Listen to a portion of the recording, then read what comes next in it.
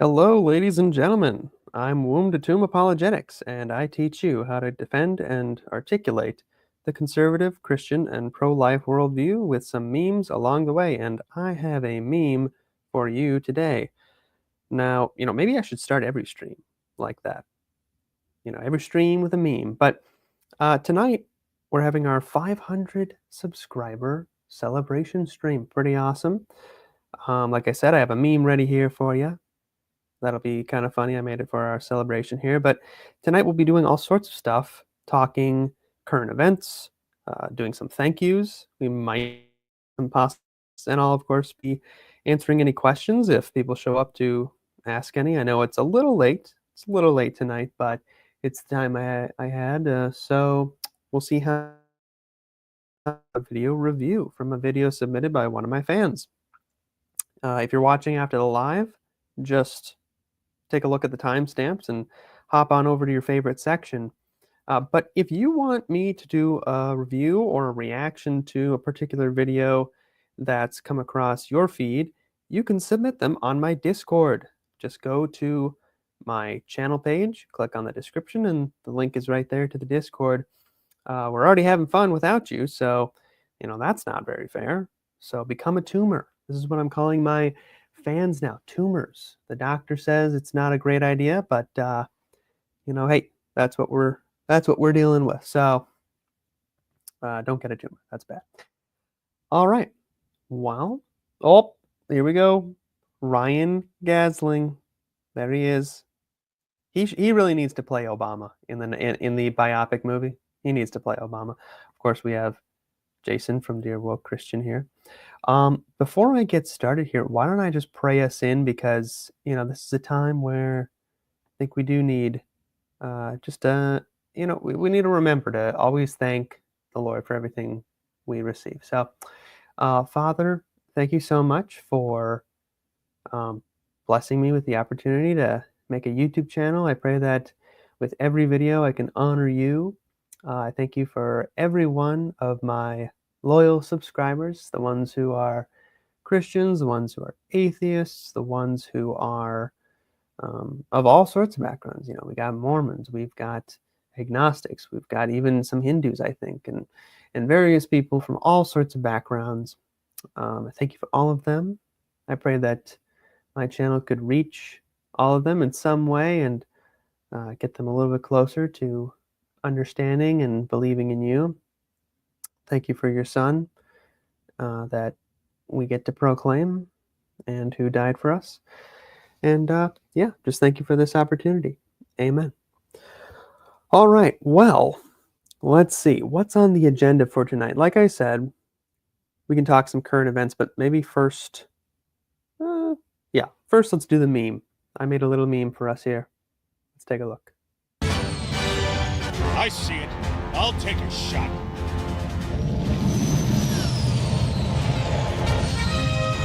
Okay, closing in. Almost there.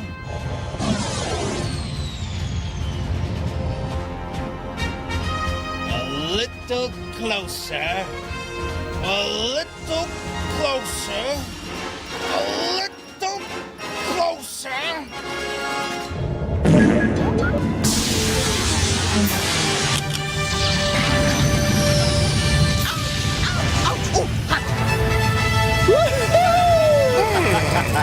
Yeah, wonderful. Yes. We did it! Oh, thank you.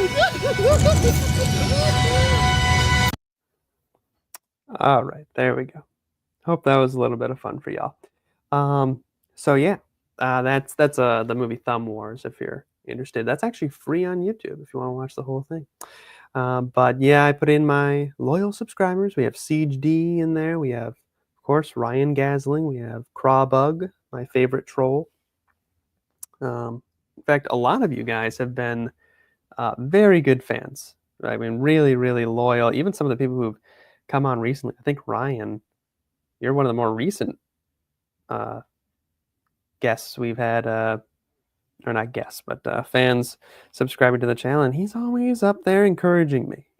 I always appreciate that, and never underestimate that. If you guys have a favorite YouTuber, if you have a favorite person, leave a comment like that. Leave an encouraging comment. You don't know how much that means, especially for the small people, but for anybody, just encourage them.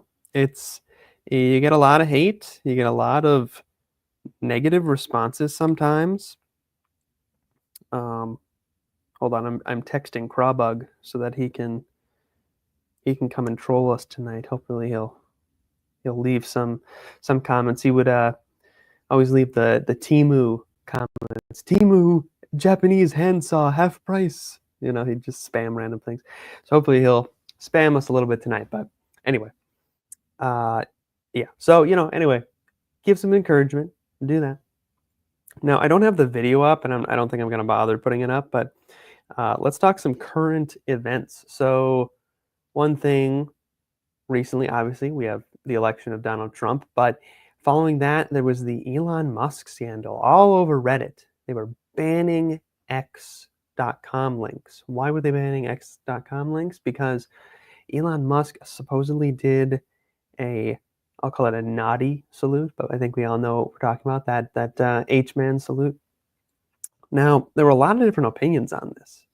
People saying, well, it's he's doing a Nazi salute. And then we had other people saying, oh no, it was just he was throwing his heart out, because he literally says in the clip right after he does it, I'm throwing my heart out. He puts his hand on his chest, he throws it out. I throw my heart out to you guys. And then you had people like Cenk Uygur from the Young Turks saying, well, it's not a real salute, or it is a salute, but he's doing it to troll. So you kind of had a variety of opinions. I don't know what you guys thought if you saw that, but supposedly it seems like he's I side with the people who say it's not. And the reason why I would do that is because why on earth would he do that in real life? Number one, even if he was a Nazi. Number two, do you have any proof that he's a Nazi outside of that? No. I think he's we do have proof that he's very socially awkward. So I wouldn't be surprised if he did something like that. He's been known for making weird gestures and faces and stuff like that. And then finally, what does it matter even if he was? Like, obviously that would be bad, but we get so obsessed in our culture with these sorts of just random things. So that, I don't know, that was kind of weird. But in more important news, we have some bioethics news. So today I just heard that, and I'll even show you the screen. I'll even show it to you. So IVF clinics, I've talked about these before. IVF clinics, that's short for in vitro fertilization. And what do? Well, they basically make babies outside of the womb for you. And in this process, usually your children die. Like they'll make like 5 embryos, and then they'll only implant one. So they'll make more than they need, and then they'll discard, quote unquote, the rest, meaning they'll kill them. Now, I should be showing you here. This is a new thing, apparently. Won't show that number. But custom fertility jewelry. Are you one of the 1 in 8 women that have trouble trying to conceive? I understand, because I am too. My fertility journey inspired me to create this collection of customizable jewelry so you can keep your M babies close and treasure them forever. When you purchase a custom piece, it goes to the Hopeful Mama Foundation, whatever. Choose a custom, whatever, and we'll upload your images and we'll do the rest. Now, I don't know if this is literally on this particular site. This is just what first popped up when I looked up the news. I don't know if this is literally where they put your embryo in jewelry, but basically there were these rings where they actually do, I don't know if this site in particular does it, but they take your leftover embryos and put them in jewelry. They put them in like a ring. So you can basically wear your dead babies on a ring. Very gross, very disgusting. Again, not saying anything about this particular company, I don't know, but that was what was going on. So very disgusting, and I think it shows you just how crazy our world has gotten, where this is seen as acceptable. Let me show you another thing. I put this in one of my other videos um, on the subject, and of course we have Ryan here. Thanks for backing me up on that. But yeah, he says that's messed up, and it is messed up. I think IVF generally is messed up. Now, again, on this channel, we allow dissent. We allow people to have different opinions. If you don't agree, that's fine. But I encourage you to watch my videos on it. I have a few videos in my reproductive ethics playlist. I'll link that in the description for you later. But let me show you another thing, and I feature this in one of my videos. But let's go through it. Let's actually go through the entire article together. It's called What is Multifetal Reduction? If you just type in multifetal reduction on Google or whatever, it's the WebMD one. So this is a reliable source or whatever. Let's read what they say about this. I don't know why there's like a weird ad in the middle. Hold on, there we go. Let's read the article. Fertility treatments raise your odds of getting pregnant with more than one baby. When you carry twins, triplets, or more, pregnancy becomes more of a challenge. It's also less likely that all your babies will be born healthy. So again, this is what I was talking about, where they make more embryos than they need. A surgery called multifetal reduction. Ooh, sounds very fancy, right? Lowers the number of fetuses and improves your chances for a healthy pregnancy. When I read this, my jaw dropped. Multifetal reduction lowers the number of children. What does that mean? That means it's like saying someone went into a place with a weapon and just lowered the number of people in the room. Right? What are we talking about? We're talking about killing. Oh, they just lower the number. They just lower. No. You're not. It's not. That's just disgusting language. But anyway, also called fetal reduction. Oh, they're just reducing. They're just lowering. Or selective pregnancy reduction. It's a safe procedure, and chances of problems are small. Still, it can be a tough decision. Well, why is it a tough decision? If there's nothing unethical about it, why is it tough? Ask your friends that. All right, why it's done. The more babies, again, notice as well, they switch between babies, right, and fetuses. Right? They got fetuses, and then when they want it to be human, they change it to babies. The more babies in your womb. Oh, and by the way, this is by a doctor. So when people say, "Oh, well, the technical term that doctors use, it's really fetus and embryo," not according to these people. They flip-flop based on convenience. But anyway, the more babies in your womb, the more likely you are to have a miscarriage or a stillbirth when the baby dies during the second half of your pregnancy or during stillbirth. Another worry is that the babies can be born too early. Premature delivery can cause problems with your baby's lungs, heart, stomach, and brain. They could also face lifelong health issues like cerebral palsy, intellectual disability, vision, and hearing loss. Oh my goodness. Well, we better kill them then.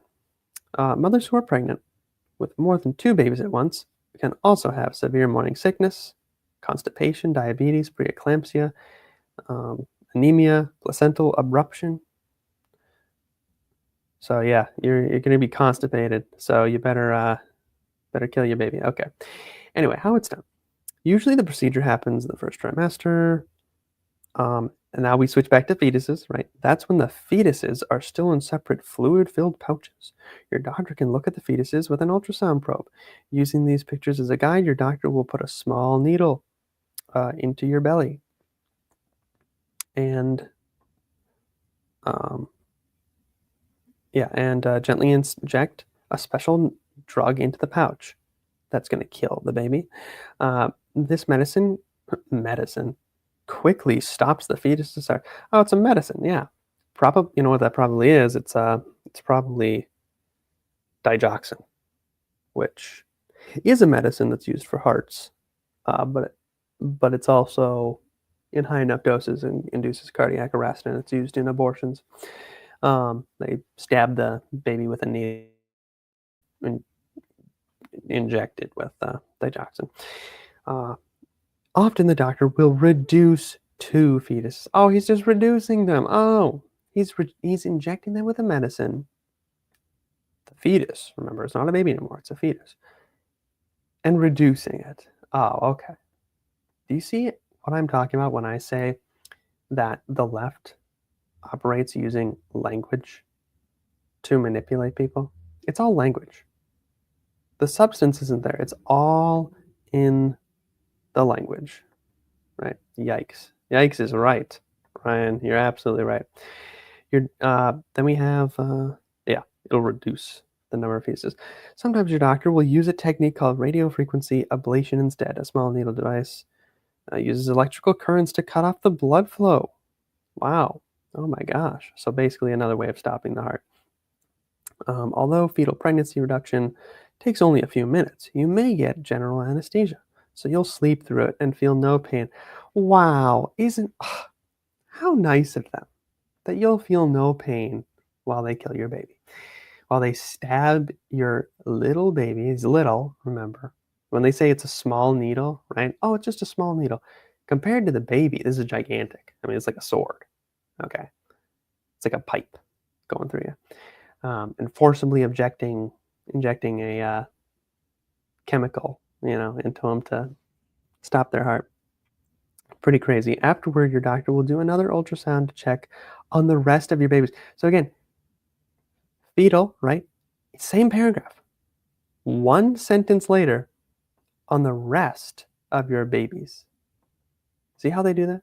They change between babies and fetus, depending on what they're saying.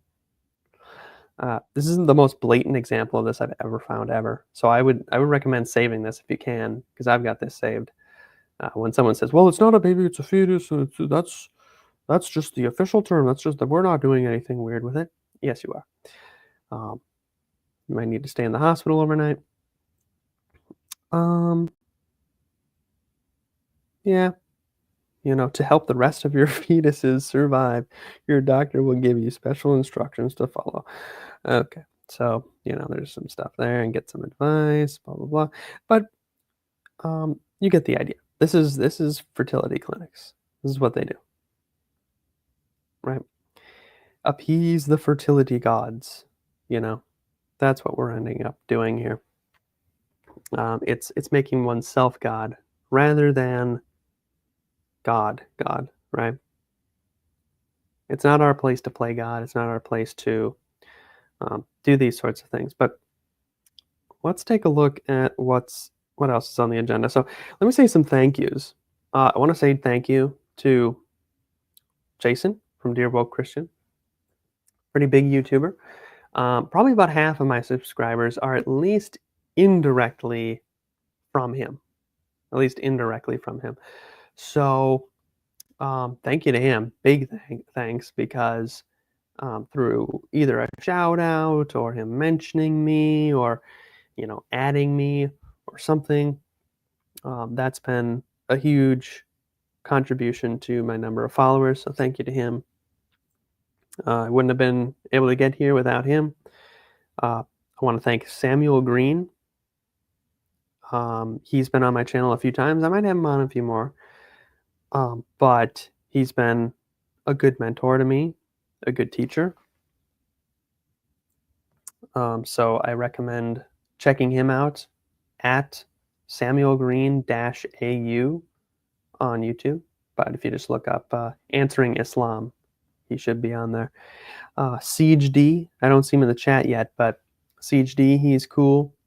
He has been a pretty big fan, much like Ryan here. That was the other person I was going to thank, Ryan Gasling. Both of y'all have been really good fans. Siege D is on the Discord, so he's been recommending videos, and he's the guy who recommended the video I'm about to review in probably just a few moments. So that'll be fun. but he's been a great encouragement. Same with Ryan. I love that he always leaves a comment. I don't know if he's always, I put out a video recently on what was it? A Thomas Aquinas. I don't know if everybody was super enthusiastic about it because it's a little more heavy content than I do usually, pretty heavy philosophical stuff. But Ryan left a comment, so that was great. Crawbug, of course, trolling us. Kiana Shah, and of course, your brother in Christ on YouTube, another good channel. He put me in his top 20 most underrated YouTubers list. So that was very nice of him to do. So big thanks to all of them, and of course everybody else who's subscribed. I'm already up to 513 subscribers. In fact, let me actually go to my channel. And if you guys want to ask some questions, please feel free. You can ask any questions you want. You can ask about my channel. You can ask about like an apologetics question, like what is this? What's what's the answer when a pro-choicer says this? What's the answer when an atheist says this? I'm happy to help you out. But let me share my screen. And if you guys want to talk about my videos or anything like that, you're more than welcome to, of course. Let me go big screen. There we go. Yeah. So there's that. There's my videos. I've had a lot so far. Look at all this. Well, okay, maybe when it's on the PC view, it's a little crazy. I'm also up to 98 videos. That's pretty cool. 98 videos. So I'll be reaching 100 pretty soon. But yeah, you can see here, started out small with a lot of the pro-life stuff. I'm coming back with pro-life stuff. Don't worry. You can see my memes. Look at that. Look at that animation. Look at that incredible animation. Absolutely incredible. Got Katie Faust's interview. We got the lefties taking down a U-turn sign. This was just a news announcement, basically, but we got this with Andrew from Articulate Apologetics. Oh man, look at this. I love how it always goes to my memes. That's right. I still got to make this video. I never made God is an abuser in Job. Oh, perfect scene. Look at that. But anyway, yeah. So pretty neat. That's been what I've been up to. Let's see what else. Oh yeah, another thing. If y'all want to, I would encourage you to contribute. Oh boy, my style. What is up with my style? I gotta get. There we go. Boom. Contribute on buymeacoffee.com/wombtotomb. I had a financial scare recently where I almost lost my video editing software. And unfortunately, that's a big problem because that's a free editing software, but really anything comparable to it is paid. And I don't really have the money to pay for that. So if you guys want to keep this channel around and just have like some sort of a reserve, emergency fund for the channel, chip in $1, literally $1. Like you give $1, $5, whatever you want. And it would be like a one-time donation. It's not like a big program, oh boy, I have to give them my card information, then they're sucking money out of me every month or something like that. It's just a donation to help the channel stay afloat in case something bad happens. And of course, as I get bigger, I'll be able to get more donations and stuff. I'm not monetized or anything yet, but yeah. So something to think about. If the Lord puts it on your heart to contribute $1 or $2, $5, $10, whatever, that would be a really good help, and that would be a real blessing to me. So let's talk about upcoming videos. What are some upcoming videos that are happening? Currently, I have some in the works, and I have one that's completed. So I have a small one, probably about like 4 or 5 minutes, responding to pro-choicers, because I know people have been wanting more pro-life content, and I'm going to get back into that. Responding to pro-choicers when they say that basically the laws are putting women who have miscarriages in jail. And so I just kind of do a brief response. It's nothing fancy, but that'll be coming out eventually here. But it's finished. It's literally finished. And then let's see what else I have. I have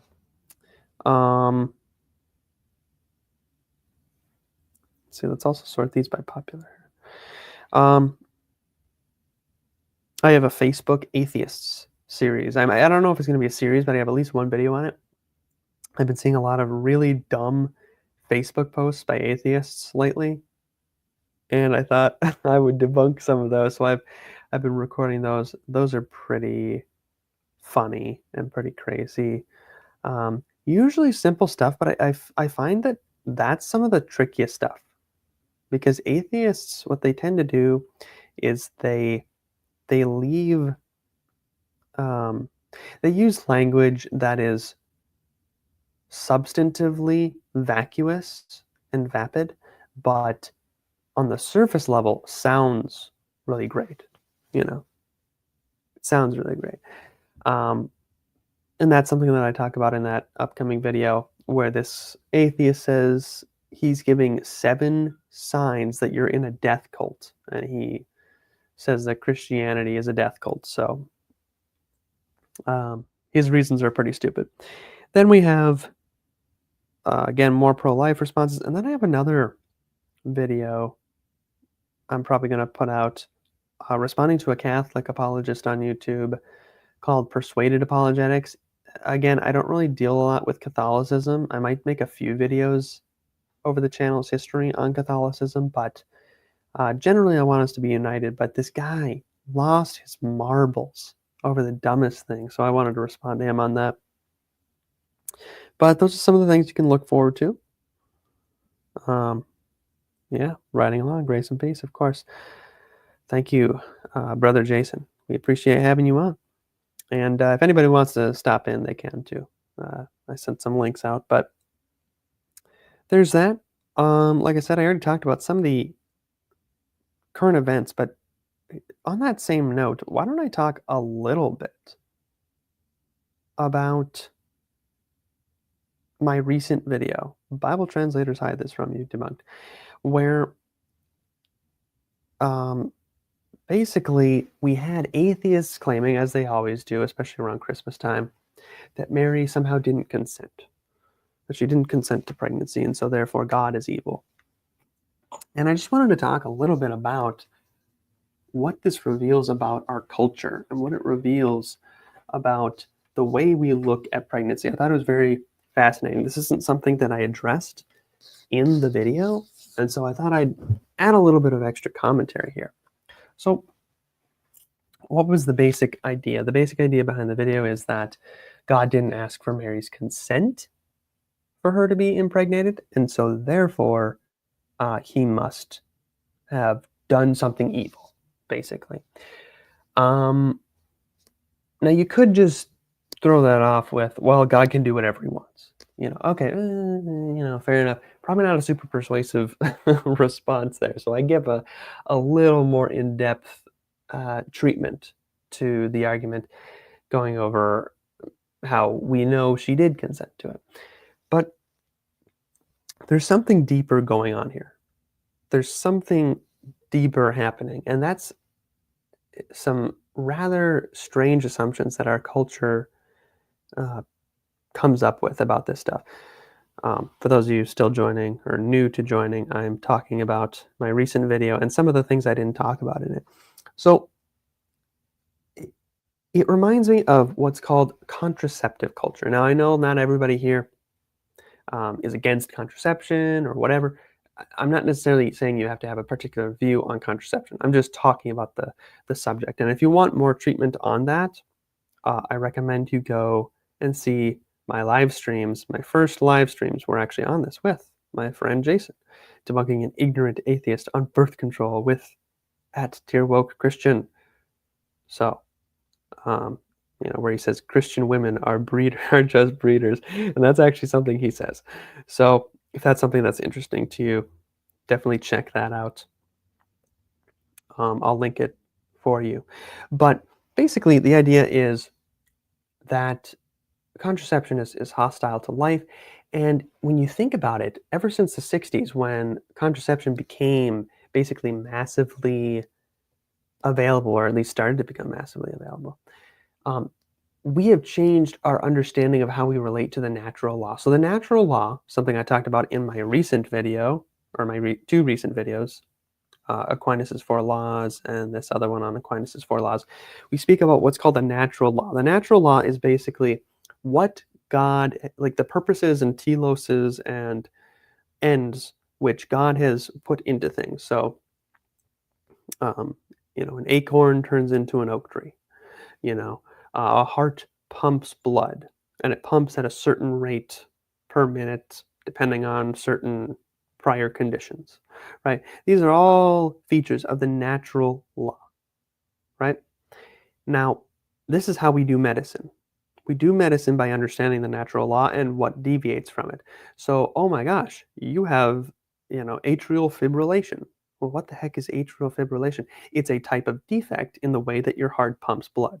The only way we know that a heart has a disease or something wrong with it, right, is by knowing what's right about it. And this is what I talked about in my shorter video on Aquinas' Four Laws, where I quote C.S. Lewis, a Protestant Christian, who says that you only know a crooked line by knowing a straight line, right? You only know a crooked line by knowing a straight line.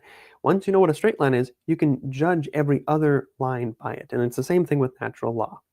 Natural law shows us that we actually have an understanding of the universe. And this is why I go into why Paul says that homosexuality and stuff like that is wrong. This is how we know transgenderism is wrong and these sorts of things, because they pervert the proper purposes of our body. Now, the same line of reasoning can be used for contraception. Now, you can try to weasel your way out of it, and that's fine. I'm not necessarily saying everybody has to agree with this interpretation, but I'm just telling you what the theory states.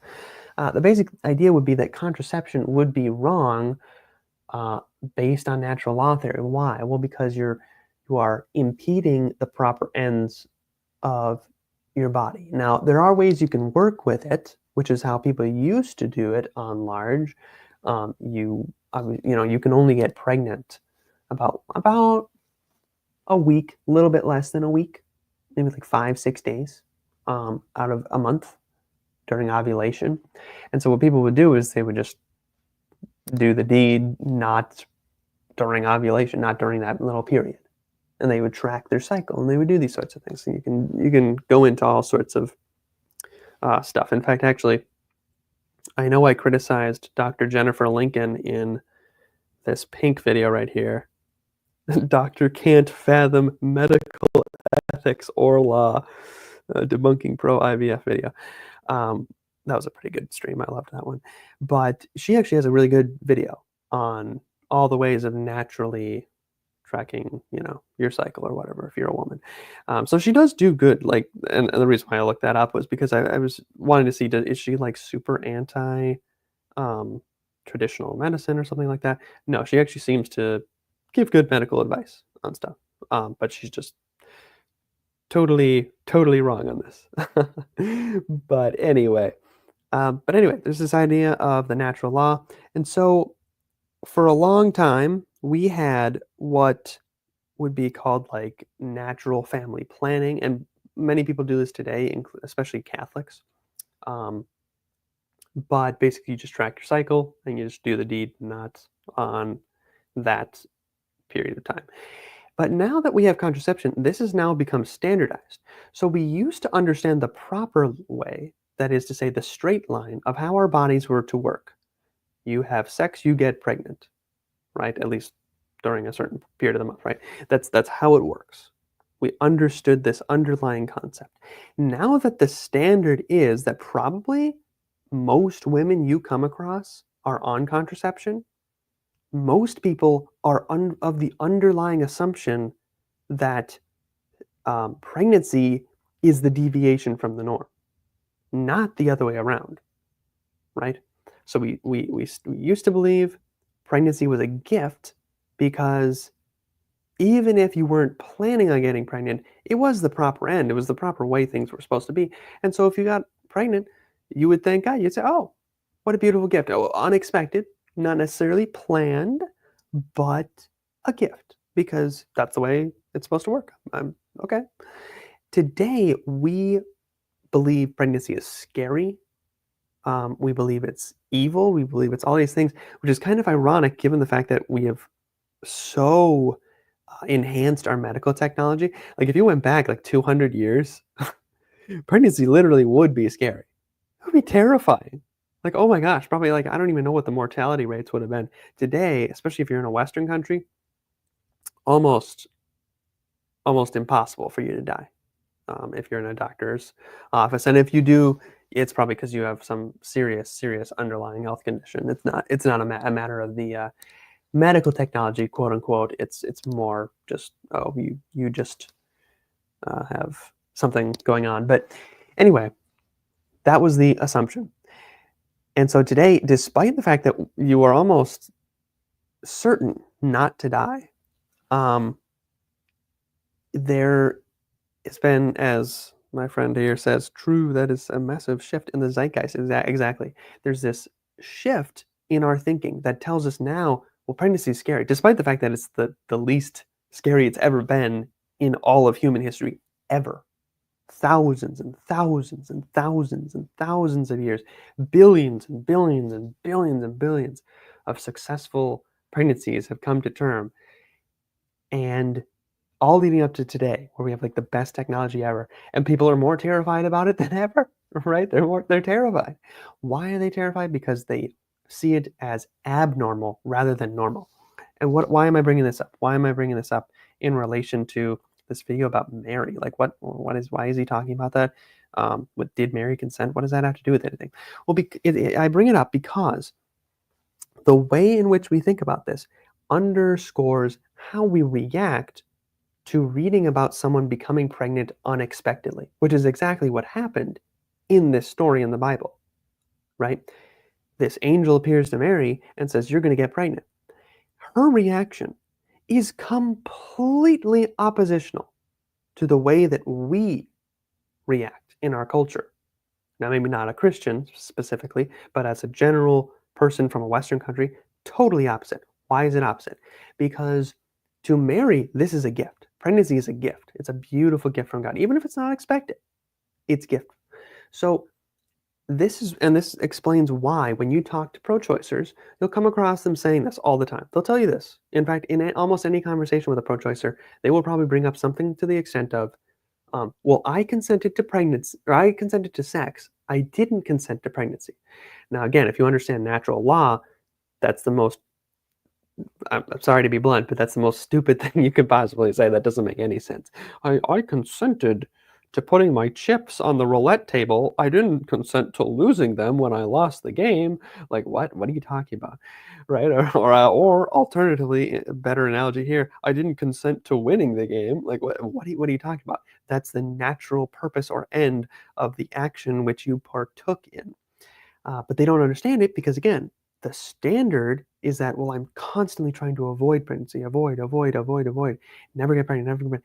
And so pregnancy itself is seen as a defect or a disease or a disorder which must be cured. And therefore, the left understands abortion as a type of healthcare. They actually call it a healthcare. Now, you might be wondering, what's healthy or caring about killing a baby? Well, the answer is nothing. But that doesn't change the fact that from their perspective, it is a type of healthcare. If children being conceived without your express and ongoing intent and consent is if that's not a good thing, right? If that is a defect, if it is a disorder, then that would mean that it is healthcare. Because what are you doing? You're basically removing a tumor. ACHD, it's good to see you. But you're basically removing a tumor. You're removing a cluster of cells, and that's why you hear this stuff. They say, "Oh, well, it's a parasite. It's a it's just a clump of cells. You can remove it like you're removing your tonsils." To them, this really is an invader. They talk about bodily autonomy. Well, it's a bodily autonomy. It's ruining my bodily autonomy. They see a child in the womb as an invader unless expressly invited in by their desire, not by the natural law, but by their desire. And this is why they continuously try to upend the natural law, because they despise the natural law. They despise uh, what God created the world to be like.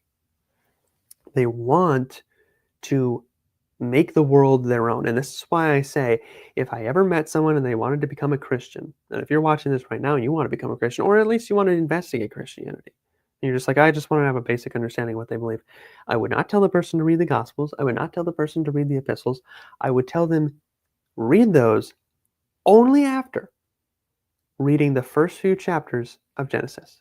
If you understand the first few chapters of Genesis, you understand almost everything there is to know about the rest of the Bible.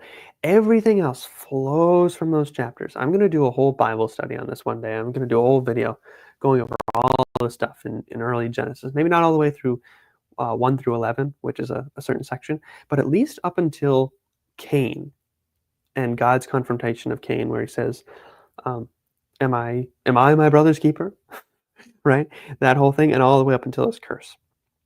Read up until that point right there, and then read it again, and then read it again. And think about what you're reading, because there is so much in there. Because exactly what I just described is the temptation, is the plucking of the tree, the apples from the tree, the quote unquote apples. God says, don't touch that fruit. And he turns his back. The next minute he turns around. Eve's over there picking up a whole bushel. She's going apple picking. And this is what I call going apple picking, right? You want the whole bushel of apples. Why do you want to do that? It's not to bake a pie. It's to understand the world and to take over the world and become your own God, to usurp power, right? Think about it this way.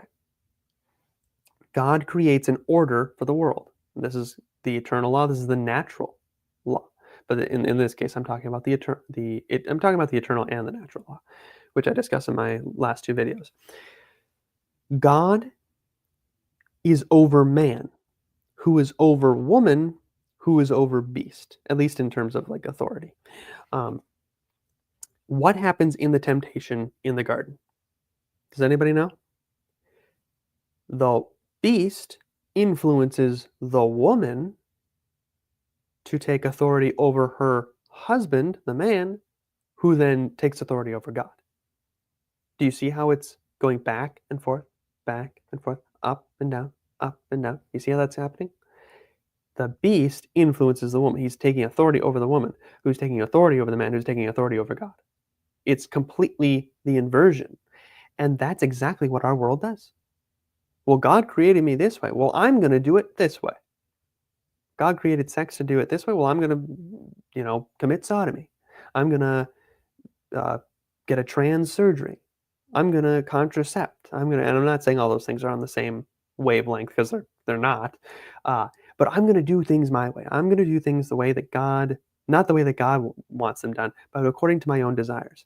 And so when I say something like, well, I consented to sex, I didn't consent to pregnancy, that's considered totally normal and logical, despite the fact that it's one of the most idiotic things someone can ever say. Yeah, and of course we have a new friend here. Hi, I appreciate you stopping by. Subscribe if you're not subscribed. It's a 500 subscriber special. But yeah, I've never really thought about the garden that way. That's interesting. And it gets even more interesting, because think about it this way. What happens when God confronts them?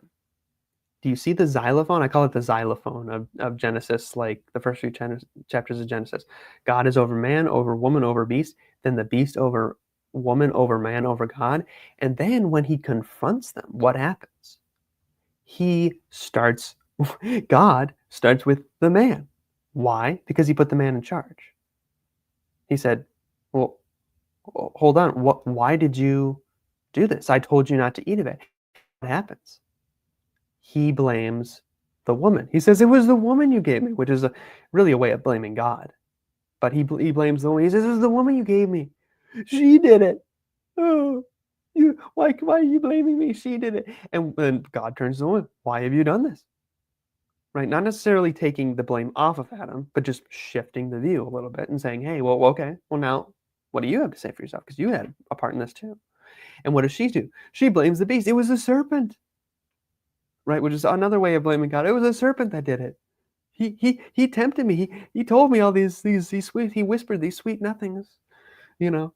And so we're going back and forth on the xylophone, right? Now God starting with the man. God starts with the man who goes to the woman who goes to the beast. And then how do the punishments happen?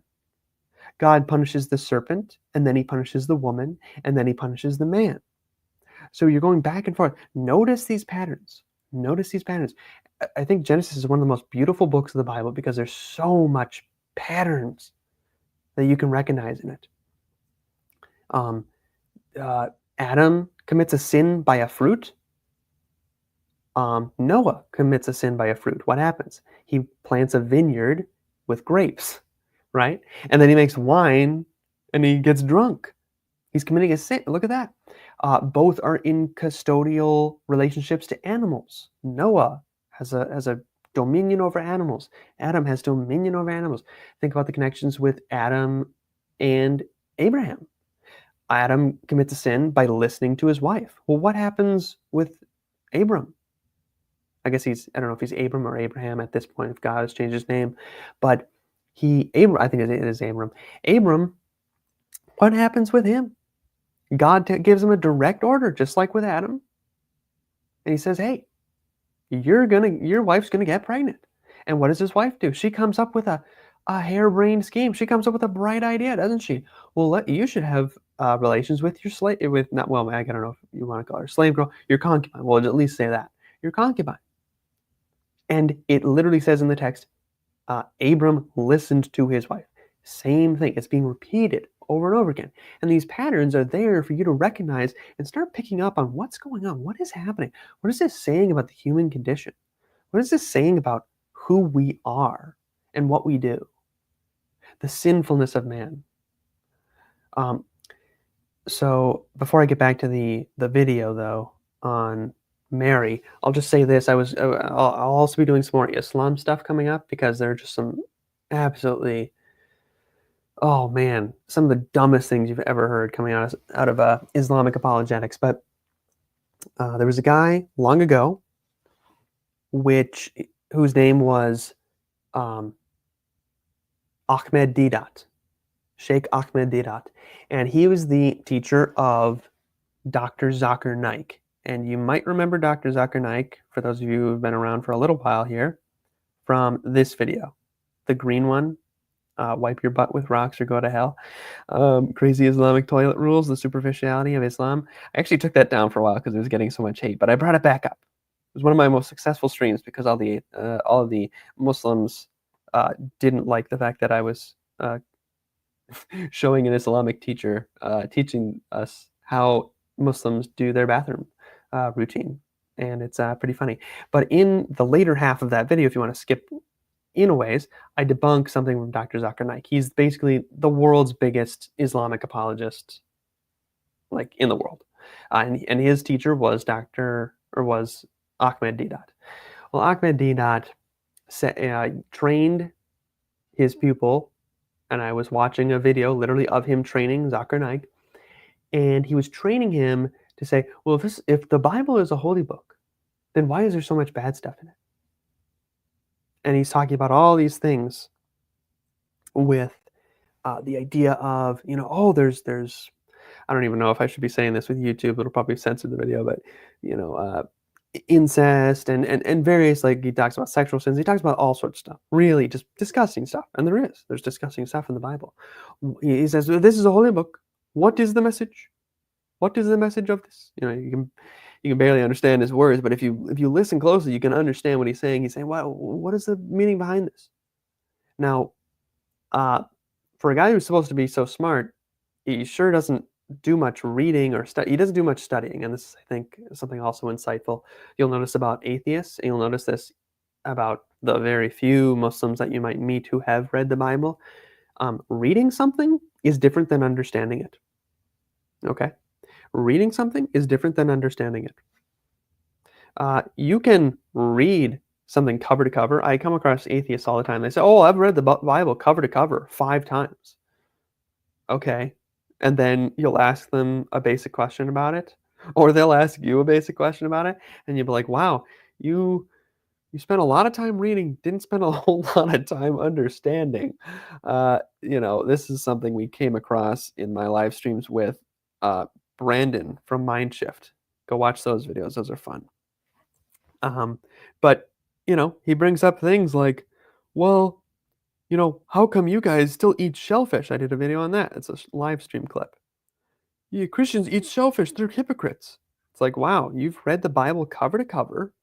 You participated in a national Bible quiz competition. You have a Bible verse tattooed on your body. He goes on and brags about all these things in his videos. And yet he has a basic question like, why do Christians eat shellfish? Now, again, it's not wrong to have that question. If anybody wants to ask that question, I'm happy to answer it. In fact, actually, today is supposed to be sort of a Q&A period. So please, guys, ask a question in the live chat. I got to get a question here. Got to be able to ask these things. But it'll give me good content for later, too. Ask me your apologetics questions. But the idea is, it's not wrong to ask questions. It's not wrong to have questions. It's not wrong to not understand something. But it is wrong to put yourself out as an authority saying, I've read this cover to cover, and yet have a basic question like that. He hasn't studied it. So anyway, here's what I'll say. Coming back to the Mary video, right?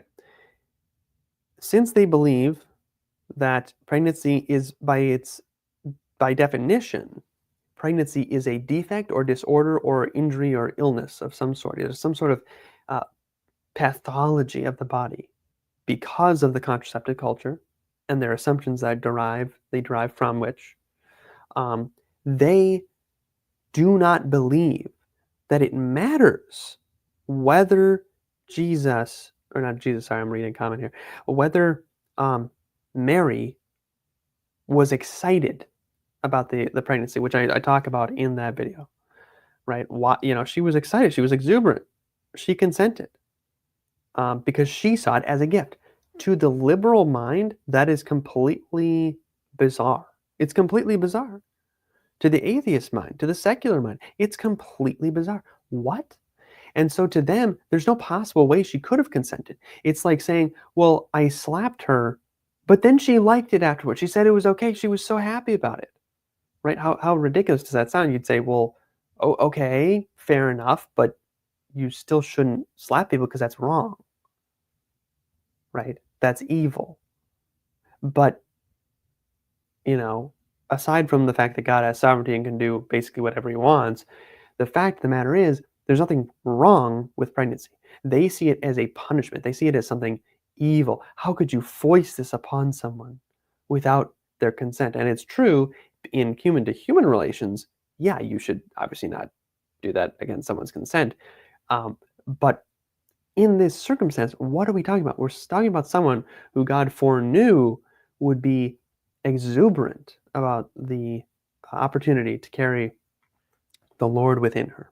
So, very interesting. Oh, thanks, Articulate Apologetics. Go and watch. Go and subscribe to him. He's cool. He's a teeny bit smaller than me, but he does some good stuff with Mormonism. If you guys like Mormonism, I did a video with him here. The title is polygamy biblical? But title here is Are Are Mormonism and Polygamy Biblical? So I did a whole live stream, and if you want to see a shorter bit of that, and you just want to see the polygamy section, I made this. Is polygamy biblical? Which is like a shorter clip. We did spent 40 minutes debunking Rob, the Christian polygamy guy, he calls himself. So we did a little bit responding to him. So if you want just that portion, you can watch that. But if you want the Mormon portion, go watch the full live stream. Pretty cool. Thanks for stopping by. Appreciate it. And if you want to come on, you can do that too. The link's in your email. We have a question here or a statement. That's why in Matthew 28, Jesus told us to teach what the word means. Reading is different than understanding. Oh, yeah, it's true, right? You gotta remember don't just read, comprehend.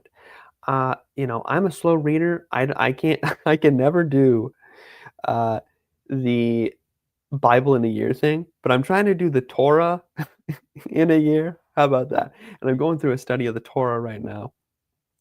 So maybe I'll make some videos on that. Who knows if people like it. How long is your live? This will probably last 2 hours. So we just reached almost the first hour here. So I'll probably do one more. But anyway, yeah, so if you want to come on, you can do that.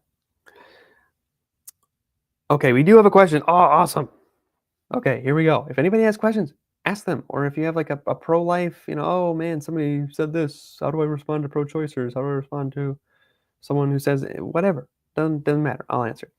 Question: why do Christians still eat shellfish? I feel this should be easy to answer, but I'm curious how you'd approach it when answering an atheist. Yeah. So what I would do is I would do this.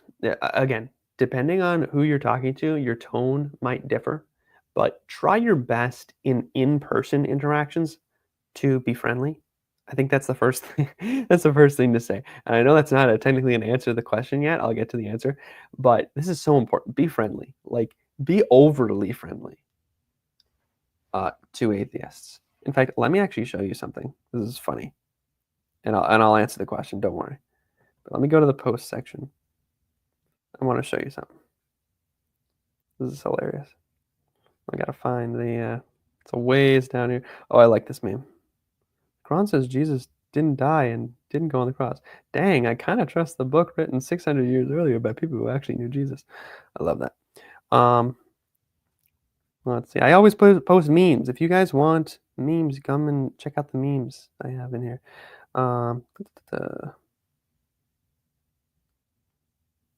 Meme them till they cry. Sun Tzu. Men are scum and I want to be one. The feminist motto. I cracked myself up. Okay. Hold on. I gotta show you. This is a case in point. This is a hilarious example of this, if I can find it. Oh my gosh. I got so many. I'm gonna make this video, I promise, guys. I know it's been like 4 months since then, but I promise I'm gonna make it. Oh, here we go. Okay. So this was an idea. I'm probably not going to make this video. But basically, I just said, oh, like Tomb Raider, there's a Tomb Raider game, Rise of the Tomb Raider, where it is heavy and overt Christian symbolism. However, as usual, Christianity is not well represented and sometimes disrespected. Would you all want me to do a video on what it gets wrong so we can learn more about what our faith actually teaches? And okay, Womb to Tomb reviews the Tomb Raider game. But we had this guy, Michaels Beverly. He said, here's a challenge you'll ignore. Why not do this with an atheist that can show you that no, it gets Christianity right as well as wrong. There's nothing you can say that another Christian wouldn't disagree with you about. So he comes in super antagonistic. And then look at what I say. That would be a bit tricky with this kind of video because I was thinking it'd be a video essay, not a live stream. But if I make it, feel free to join me on a live and contribute some thoughts if you disagree. From what I've seen, your vids are pretty thoughtful, from what I've seen from your vids, you're a pretty thoughtful person. Have you played Rise of the Tomb Raider? Now, I know his answer to this question is no, right? Of course he's not played the game. He's speaking like an ignorant ignoramus, right? He's speaking out of his high nose. Oh, you're going to ignore my challenge. But I'm nice to him. And what does he say? Yeah, a video essay could still be done with recording, sort of like a response collab. I did one with Mindshift regarding this. But yeah, take some coordination. All that said, sure, after you publish, I'd be willing to do okay. Also, as to playing video games, no, to be honest, I had Tomb Raider on PC way back in the day, like must have been very late 90s or very early 2000s, long before Rise of the Tomb Raider. So basically, no, he hasn't uh, played that game, right? But you can see how just being nice diffused the situation. It diffused what was going on. He started out mean, and then he became nice, and this happens all the time.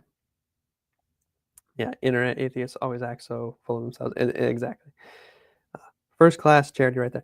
Yeah, and I mean, again, I'm sort of trashing him now, but but the idea is start out nice, be nice, don't be mocking. Anyway, to answer the question, why do Christians still eat shellfish? Um, yeah, so what I would say is, yeah, well, Mr. Atheist, that comes from what we would call the three types of Old Testament law. Um, in the Old Testament, there's the Torah, first five books of the Bible, also known as the Pentateuch. Usually among Christian circles, they call it that. Um, and in there, God gives the law. That's what Torah is generally translated to mean. Technically, that's not exactly right, but that's what it's traditionally translated to mean. So it's called the law, and God gives three types of law. He gives uh, moral law, he gives ceremonial slash sacrificial law, and then he gives civil law, ancient Israelite civil law. And in that, you have different distinctions. So moral law is based off of God's moral character. It doesn't really change. Things like don't murder. That's an intrinsic wrong. It's supplanted into the universe. It's wrong to murder. And of course, if you take on divine command theory, you can say, well, it's okay for God to command murder or something like that, obviously. But the idea is God can give commands, and they're based on some sort of maybe not intrinsic, depending on your theory, but some deeper understanding that doesn't really fade away. Um, and that would be something like don't murder, right? But then you have things like ceremonial law and civil law. Civil law is basically just the governing statutes or case law, we might say, of ancient Israel. I'm not an ancient Israelite. I'm not under that jurisdiction. I don't live 3,000 plus years ago in Israel. I live now in a totally different country, right? So that doesn't apply to me. Just like the laws of Germany in, 1400 don't apply to you, right? That it's just not your jurisdiction. You're not in there. Um, and then you have ceremonial law, which is the type that you're addressing. This idea of um, don't eat shellfish, right? Among other things, don't wear mixed fabrics and various things like that. That also is given to ancient Israel. And that is done away with in the new covenant. And you can find verses, I would probably pull them up for the person just to show them what I'm talking about. But um, literally, Jesus declares all foods clean. He declares all foods clean. And there's actually multiple places. There's a vision of Peter in Acts where this is also done, where God kind of doubles down on it and just kind of hammers the point home. But all food is made clean. And so while Christians are at liberty to follow the food laws, Paul does say that, there's really no point in that anymore, because the point of those laws was to point to Christ. And now we have Christ, so we don't need that. Um, these ideas of making yourself clean and abstaining from what is unclean, as it was called, these sorts of ideas um, don't really apply in that same way anymore. There are a few things, like at the Council of Jerusalem in Acts, it is stated that you shall still abstain from drinking blood. So you're not supposed to drink blood. I get then that's why some Christians would avoid things like blood sausage and things like that. You shouldn't drink blood, at least not of another animal. Obviously, if you you know, lick your paper cut or something, you're not going to hell, okay? But also don't lick your paper cut because that's introducing bacteria to it. Yuck. Why are you doing that? Don't do that. But anyway, there you go. So that's how I would describe it. It's a little long-winded, but I would basically just say there's 3 types of Old Testament law. Only one of them applies today, moral law. Whereas ceremonial law, it's not given to me. It's given under what's called the Old Covenant. The Old Covenant that God made with Israel. I'm not part of the Old Covenant. I'm under the New Covenant, which is under Christ. And so I have a relationship with Christ. Nice. And here's another cool thing about the covenants. There is an interesting pattern. Now, this is a little bit, I kind of have to, I heard this from a priest, but it turns out later, some of this might be a little bit tweaked to make the point, but I think it still makes an interesting poetic point. You'll notice God makes multiple covenants throughout the Bible, and they are of increasing size, generally. God does make a covenant with David, I think, at one point, which kind of screws up the poetic pattern a little bit, but it's still interesting. So Genesis, there's a lot of covenants there. God starts with one couple, Adam and Eve. He makes a covenant with one couple. Then he makes a covenant with Noah, which is one family. He saves the family. Then he makes a covenant with Abraham and tells him that he will have descendants multiplied as many as the stars. That's one people. And then he makes a covenant with Israel, usually called the Old Covenant. That is one nation, right? The nation of Israel. And later he makes a covenant with David, I think, but that's the lineage of Christ, I guess, or something like that. But what's the next thing? Think about the pattern here. Again, look at the patterns. Look at the patterns. One couple, one family, one people, one nation. What's bigger than a nation? What's the biggest thing you can get? It's the whole world. The whole world. That's what Christ does with us. He gives us the world covenant. And you can be a part of that if you accept him as your Lord and Savior. What does that mean? What does it mean what does that even mean? A lot of people say that. Like, oh, accept Christ as your Lord and Savior. What are you talking about? It means accepting the fact that you're a sinner and that you have done wrong. You've done wrong against your own body. You've done wrong against other people. You've stolen things. You've lusted. You've lied. You've disrespected your own body. Maybe taking drugs. Maybe doing all sorts of. You've done all sorts of awful things. You cheated on a test. And all these things are sins against yourself. They're sins against other people. But they're also ultimately sins against God. And there needs to be payment for that. And it's Jesus Christ who takes on your punishment voluntarily. Voluntarily, he takes that on. Why? Because he loves you. For God so loved the world that he gave his only begotten Son, that whosoever believes in him shall not perish, but have everlasting life. I think that's John 3:16. So that's what it means for Jesus to be your Savior, to accept and humble yourself and accept the fact that Jesus loves you enough, and he did love you enough to take on your sins. And you're accepting his payment as sufficient to allow you into heaven. And then your Lord, a lot of people forget about this. To make Jesus your Savior. No, make him your Savior and your Lord. What does that mean? It means to walk with him, become not a believer in Jesus, quote unquote, but to also be a follower of Jesus. To follow him. Right? You have to do both. Right? You can't just get your ticket to heaven and then run away. Right? What does the Bible say in the New Testament? Shall we what is it? Shall we have grace such that sin may abound? No. Right? Something like that. Which is basically the idea that it is your works that, I don't remember what the terminology is, like justifies your faith or something. It's somewhere in like Peter or Jude, one of the Peters or Jude. But the idea being that it's not your works that save you, but your works are the proof of your faith. They're the fruit of your faith. So you need to follow Jesus. right?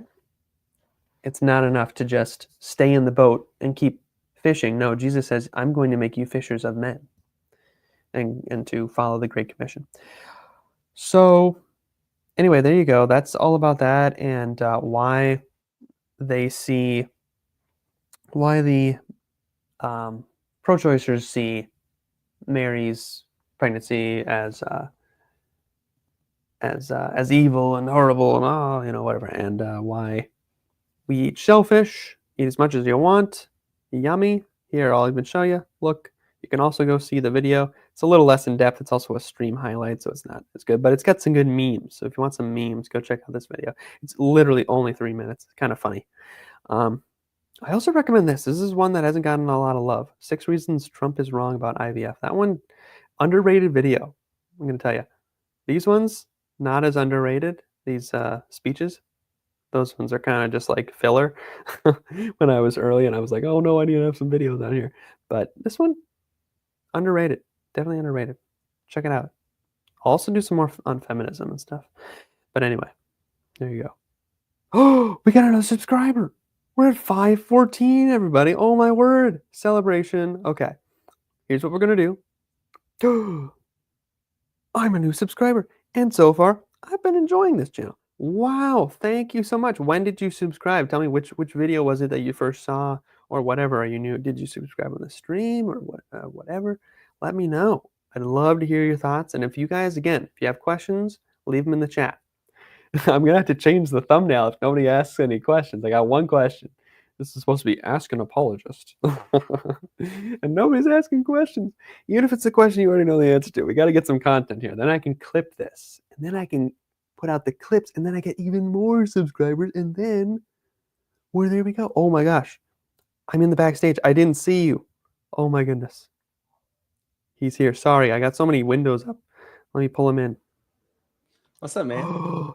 Hello. Speak up. We can't hear you. We Hello. got to hear you. You There can't he hear me? is. You can hear Yeah, me I now? can hear you now.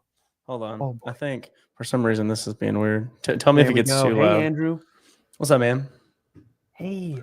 Oh boy, I was just about to do a review of our that one video that my subscriber sent in, but now you're here, and now we can have some fun. We can do even if whatever, you're only here man. for like a minute. But it's good to have you. This guy is awesome with the Mormons. You got it. If you want to learn about Mormonism and why they're wrong, and they're not based and not Christ-filled, you got to check out Articulate Apologetics. I would say first check out James White. James White is the Yeah. dude Oh on wait. that. Yeah, we got here. We got someone said, it was about a week ago. I found you through a Testify comment section. See, my comment peppering has been of good use. I'm telling you guys, I pepper myself everywhere. I don't necessarily self-advertise, but I just leave a comment. I'm like, hey, here's I add some value in the comment section. Like, here's why I think this is a good response. Yeah, or whatever. You just pop yourself in, and what do you know? People are following the breadcrumbs. I'm so glad. I love Testify. Testify. You know what's weird about Testify? Testify makes videos that I want to make. Like, he'll make it, and I'm like, oh, I should make a video about this. And the next day, he'll like make the same video, and I'm like, oh crap, he released it before I did. I was so glad that this did marry consent. He also did one, but I think I beat him to it. Or no, I didn't. I think he made it before me. But either way, I've made some videos that he has a copy of. So I do recommend people do go see him. But Testify's great. And so is Articulate Apologetics. So tell us, Andrew, what's new with your channel? Tell us a little bit. Anything cool happening? Or No, I mean, I made a video recently. Why does it keep doing this? Hold on. Can you hear me okay? I can hear you. You can hear me. Okay. It's being super weird. I don't know why. Anyway, I made a video recently responding to a channel called The Stick of Joseph. If you're familiar with them, it's like a big a bigger LDS podcast. And they've actually I think they've seen the video because I posted it on TikTok and then on YouTube, and they viewed my profile on TikTok a couple times this week. So I was like, and I've messaged them. I'm like, hey, I would love to have a conversation because I think they have like 70,000 subs. And I was like, man, we could have a conversation about, because they made a video on the Trinity. And so I made a video why the Trinity is biblical, because that was kind of their case, was that it was not. So I would say Yeah. I refuted that personally, but That's you know, cool. We'll have to check yeah, that out. Hey, it was check great. out my meme. I made a meme, a short little meme for this. Let me know if you like it. Hold on, let me make us in the small screen. Whoa, we're down here. Okay, watch this. Let me know if you laugh. I see it. I'll take a shot.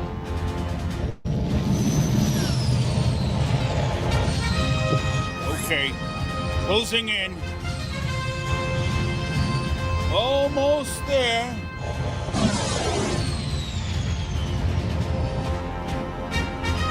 A little closer. A little closer.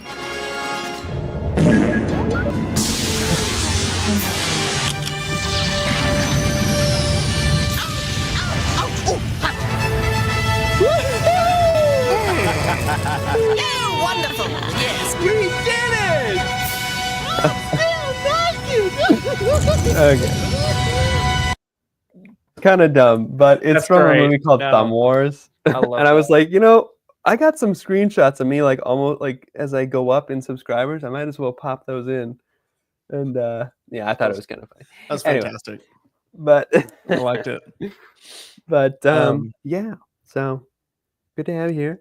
Heck yeah. I'm gonna do a little review of a video. If you want to stick around, you can Absolutely. review it with me, and Sure. or if you want to go, it's all good. But No, I'm you're gonna good. add that to the stage, and it's about abortion. So I don't know if that's in your wheelhouse very much, Sure. but yeah. So it's from the Whatever A podcast. mockery of actual motherhood. That's the biggest red flag. I would So he's basically talking about, this is Andrew Wilson. He's talking about what are the red flags of dating a woman. He says like someone who doesn't like children or whatever. run the other direction. Why did you have to start that with feminist before? Doesn't feminist just someone who wants equality between two genders? I'm gonna start something. No, feminism is not about equality between the genders. Go check out my awesome video on feminism. I need to make more of those. That's very good. But anyway, that's just more of what I was talking about earlier in the stream, which is how leftists use language to manipulate you. If anybody missed it, go watch the earlier part of the stream where we talked about multifetal reduction in IVF, and I was talking about how they talk about lowering the number of embryos. We're going to lower the number of embryos. What do they mean by lower them? They mean kill the embryos, right? That's what they mean, right? So they use all this, fancy. Oh, we're just here for equality between the sexes. No, you're not, right? When you actually see what they do, they're clearly not, right? Let the actions speak louder than the words. All right, and let me know if you want to pause it at any point. Oh, you're good. Crazy. That's where the mindset but stems What from. they Wait, can you say that one more time? doesn't So- feminist just mean equality between the two genders? Is that what that means? That's it's the definition. In, Sure, I'll grant like, the definition. modern- Is that what it means? I'm a poli-sci student. Yes, Sure. in our classes it means that someone. Here's my question I'm to you. confused as Do your- you know any feminists that are pro? I like this Cal guy, Cal 2945. I think you should definitely stick around to my channel. You seem to be on the right page. But here, this lady's about to ask, do you know any feminists who are pro-life? This is an interesting question. Pro-life? Uh, Are feminists pro-life? personally, I'm sure I don't know any No, personally. they're but I'm sure there might be. usually pro-abortion. They're usually for people being able to have abortion. So Yeah. when he's talking about women that display cruelty towards children and Antinatalism. even prenatal babies good in the point, womb. Melanie. It is relevant to say feminist because we know that the feminists are the loudest about aborting unborn babies, and many of them I've literally debated on the streets talk about thinking that it's okay to abort full-term babies. Okay, so when you have women, I talked to. So yeah, this is what I'm talking about earlier in Genesis. This is why I say anybody who wants to learn about Christianity, even if you don't know if you want to become a Christian or not, read the first 2 pages of the Bible because you will understand so much about the world and Christian philosophy just from understanding the first few pages. This is the original Eve, right? When people say, "Oh, when did the world go wrong?" Well, it was in the 4th wave of feminism. Well, it was in the 3rd wave of feminism. Well, it was in the 2nd wave of feminism. Well, it was in the 1st wave of feminism. The point where it went wrong in history was in the garden. Am I right? Can I get an amen? Amen. You know? Amen, exactly. That's when it went wrong, right? I want to usurp power and authority. This is my bodily autonomy, right? God doesn't have ultimate authority over me. It's me. I have authority over me. So anyway, interesting stuff. But listen to what she's about to say here. Feminists who had literally had babies being eaten by alligator earrings hanging off of her ears and talking about how wonderful it was to abort all these babies. And I think that it's relevant to talk about feminism because those people are the loudest about being able to abort babies. I don't think that comes from a place of disliking children or holding animosity towards children. I think it's more saying that doesn't killing babies doesn't really come from a place of not liking children. Gee, that's kind of a strange thing to say. As a woman, I shouldn't be tied down to this one outcome of raising a family and having a child. Is that because is that attack your children? Okay, Andrew here, Andrew Wilson. He makes a good point, and you're laughing, and it's so true. It's completely ridiculous, right? Killing children doesn't come from a place of not liking the children. And she's about to say some of the most crazy stuff in a moment. It gets even worse than this, but he makes such a perfect point here. Me. It's all about me, right? This is again. Come back to the garden. Once you understand the garden scenario, you understand the world so clearly, at least from a Christian perspective. Even if you're not a Christian yourself, you understand what a Christian sees. All the sin of the world comes, maybe not all of it, but a lot of it comes from the underlying belief that I come first. It's all about me, my autonomy. I'm going to pluck the apple from the tree. I'm going to seize the power over God.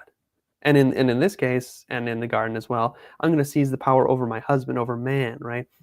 I was talking earlier about Genesis and how God creates it like this. He says it's God over man, over woman, over beast.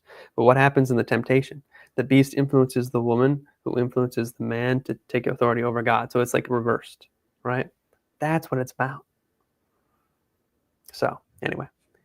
Interesting stuff. But then let's go back to the video. Whew. So me. It's all me. It's putting yourself before the life of a child. But is that because of the fear of having to take on the responsibility of the child alone, as opposed to getting the support from the father? Maybe let's say I got pregnant tomorrow. I forgot to take my birth control. Look at me, premarital sex. What a slut. Okay, yeah, but this is just a theoretical.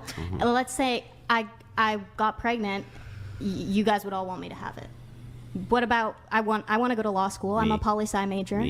Okay, but what's wrong with Well, I want to go to law school. So I should be able to kill a kid. What? What are you talking about? Lady, you're totally off the rails. You're totally nuts. Yeah, it's wild, and especially when people use that argument of, well, I need to go to college. I need to do this. I mean, yeah, it's exactly what the other Andrew was saying. He's like, me. You're like, right. Yeah. No, it's exactly what it is. It's Eve going apple picking. That's what I call it, Andrew. She's going apple. She's baking pies over here. She's over here making apple pies. It's like God turns around for 1 second. Okay, don't eat from that tree. Turns around for 1 second. He's already smelling the apple pie coming out of the oven. Okay. This is how crazy we've gotten. It's not just plucking the fruit out. It's starting a whole apple pie business. Okay. That's what this abortion stuff is. But let's keep going. This is the point. I'm telling you, this is the point to the red flag. What I'm saying is that the fact that all I heard is me, also me. Well, a man would be able to do that and not receive any backlash for it and go to law school and finish law school. Do you want the answer or not? Go for it. So when you go me, I, me, I'll kill the kid because then I can get the shit that I want. Yeah.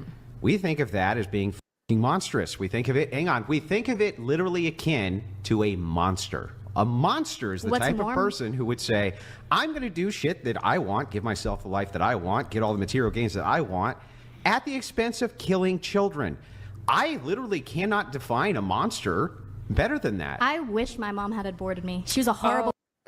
Okay, I'm going to cover that last comment right there in just a second. But he makes a good point. He's talking about the red flags in like dating, and that's a good point, right? Like if you come across a woman, even if you're not necessarily like anti-abortion per se, like as a man, you do have sort of like an interesting like instinct within you that says like, well, gosh, like do I want to date a woman who like would go as far as killing my offspring just to get what she wants? Like if that's the way she thinks about life, how would she treat me? Like how would she treat, like even if you don't think a baby is like whatever, like any of that stuff, you don't think it's a baby, it's just sort of the underlying philosophy. Like what is that saying about who this woman is? And if it says something bad, maybe I don't want to date her, you know? And so it's kind of an interesting point, you know? No, it should definitely throw up some red flags if you find a woman that is very open to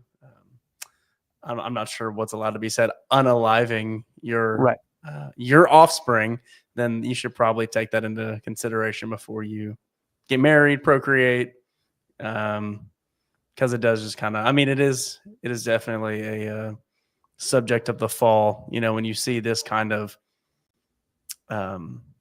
this longing to destroy the image of God. And they probably wouldn't, they obviously wouldn't say that, but when you just have that murderous desire, just like Romans 1, you know, talks about you've fallen, you've rejected God, you've gone after idols, and today the current idol is convenience. Right. And you know what? It also raises an interesting point because again, I know sometimes people say, womb, you got to niche down on your YouTube channel. You got so many niches. You're talking about Islam, you're talking about liberalism and, you know, conservatism, and you're talking about, you know, pro-life, and you're talking about Christianity. But I can't help it because all these things are so interconnected because they've done studies on this and they've shown when you get married, you become more conservative. Why do you become more conservative? Because, and the same thing with having children too. Generally, people become more conservative. Why? Because to become married and to have children is to give up part of your autonomy. It is to, by nature, or not by nature, but by choice, give up your selfishness, to give over to someone else and say, hey, I'm going to have to actually put someone, like, it's not all about me today. My wife needs me. My husband needs me. My child needs me. And so it's not going to be all about me today. And so that underlying idea of, well, I got to go to law school and I got to do this and I, me, my, all that kind of goes into the background. Now, that's not always the case. It's not like people just become a conservative necessarily, but they become more conservative. They start to think about the world differently. It's sort of like the same thing with taxes. They say the same thing about taxes. The second you get your paycheck, you become conservative, right? Because you see, oh my gosh, they're taking all my tax money. You know, but it's like the old phrase goes, if you're young and you're a conservative, you have no heart. If you're old and you're not conservative, then you have no brain. Yeah, right? I've heard that. Yeah. But anyway, so she says here, this is something I'm going to teach y'all about. She says, I wish that I was aborted. Let me just let her talk a little bit more, and then I'll actually respond to that because that's something we hear a lot. Mother, she did not have the money. She did not have the money to take care of me. Now the truth comes out, doesn't it? No, it's not because I'm suicidal, but I just wanted to make Well, that's really strange. I just wanted to make a really aggressive point. You wish your mom would have aborted you. Can you let me finish my sentences? But you don't want to unalive yourself. It's so weird. No, I don't. Okay, but what I'm saying is my mom was not capable financially of raising a child at that time, and it gave me a way shittier life that I have to deal with every day. Oh, I know, me. Yeah, but if she had, you know, she was old, whatever. But like, if someone who was super young, who's not financially responsible yet. Now, what if your mother had you, but she put? Okay, so basically, she says this idea of, you know, I wish I would have been aborted. You hear this sometimes. It's a bad argument. Just like it's a bad argument, I think, generally to ask people, well, what if you had been aborted? When people say, what if you had been aborted? The answer to that question is, well, I wouldn't be here to think about it, right? So don't use that. But when they say that, you can see she's lost the argument and she's just going back. She's retreating into her personal experience. So now she knows she can't win on the facts. So what she ends up saying is, well, I wish that I would have been aborted. But it's not about your choice whether or not you wish that would have happened or not. And of course, she doesn't actually believe that, as she says immediately after. She's like, okay, well, I actually don't believe that, but like, still. You have to think about it this way. This is what antinatalism is about, right? This idea that coming into existence is evil. I think actually there's a book out there called Better Never to Have Been by, I forgot what the guy's name is, but he's a big antinatalist. This is sweeping our culture and our contraceptive and abortive culture, where all this stuff is like anti-life. Everything's anti-life. But you got to think about it this way. You don't actually believe that. You don't actually believe that you wish you had been aborted, because right now you're sitting there and you believe life is better than non-life because you haven't offed yourself, of course, right? You believe it was worth it. You're to this point now, and you say, "Oh well, but I mean, now of course I wouldn't do that because it was worth it in the end. It was worth it to get through that to get to here." So if that's the case, your entire position is completely obliterated, right? Your whole point is, well, life's going to be tough, and so I should, reduce the number of embryos, quote unquote, to save them from that terrible future. And yet here you are taking on the blessings of life that you say is worth it for you. But when it's inconvenient to you, suddenly life isn't worth it, right? It's a cover for what's really going on. It's a cover for what she was talking about earlier, which is, I want to go to law school. I want to get 1 million TikTok followers. I want to do this. I want to do that, right? That's what it's really a cover for. Any thoughts, Andrew? Nah, man. I don't have any. I think you're cooking. I think you're getting it done. I'm actually about to have to get off. I got to go in here and go to bed. So. All right. I appreciate you stopping by. You can leave anytime, but we appreciate you coming on. Yeah, it's always a pleasure. We'll have to do something again sometime. We'll do a Mormon episode. Dude, let's do it. I'm down. Know what? You know what happens when you take a certain letter out of the word Mormon? You know what you get? Yeah. Mormo, which makes no sense, just like Mormonism. Oh, see, I threw you for a loop there. I thought I knew where you were going, but I was wrong. I love it. Okay. Anyway, but for everybody, I'm not sure how many people are watching. I'm not looking at it right now, but be praying, because me and a couple guys from my young adults group at church are going to go to. There's a car show at a Mormon ward church, and we're going to go evangelize some Mormons. So be praying. Hopefully it goes well. I've got a guy that I've been talking to for months that's going. That's a Mormon missionary. So, I say be praying for them, be praying for us, that we'd, obviously glorify God and, speak his truth in grace, and not go out there to argue, So, absolutely. Yeah. Absolutely. So, I will keep you in my prayers. Thank you for stopping by. That's awesome. And, I think it'll be fruitful. I think you're pretty good at that kind of stuff. You're the master. You just need I wouldn't say that.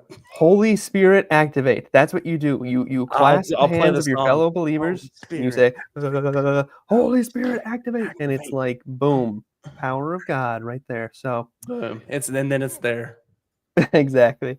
So well, that'll be awesome. I appreciate you stopping by, and I'll let you get off to bed. But all right, man. I will keep you in my prayers.